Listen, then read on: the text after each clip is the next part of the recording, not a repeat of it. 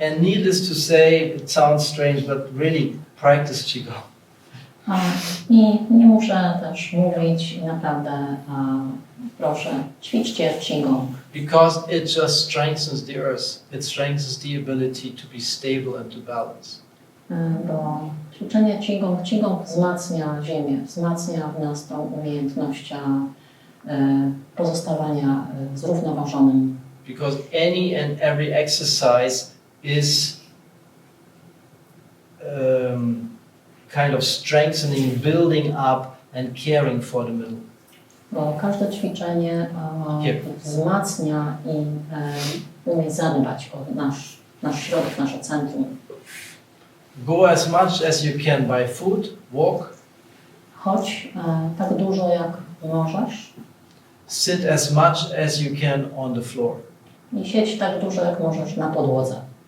Have a room where you bend all the chairs and sofas. You have a free room. You can do everything that you want there. Miej takie miejsce w domu, taki pokój, gdzie nie masz żadnych krzeseł ani These are all easy things. I to są wszystko rzeczy łatwe do I wykonania. emphasize to everybody. I've never seen somebody doing it.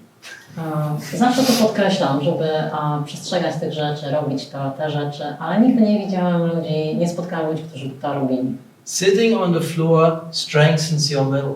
Siedzenie na podłodze wzmacnia It's probably one of the best things. To jest prawdopodobnie najlepsza And rzecz. it grounds your energy. I ugruntowuje, uziemia twoją energię.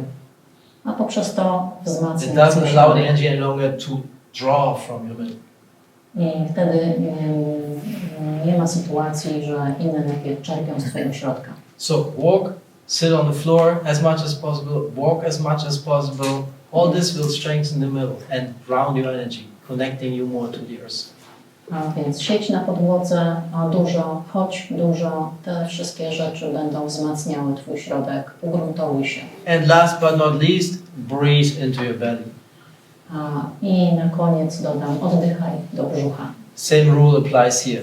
It centers your energy, it grounds your energy, it nurtures the earth.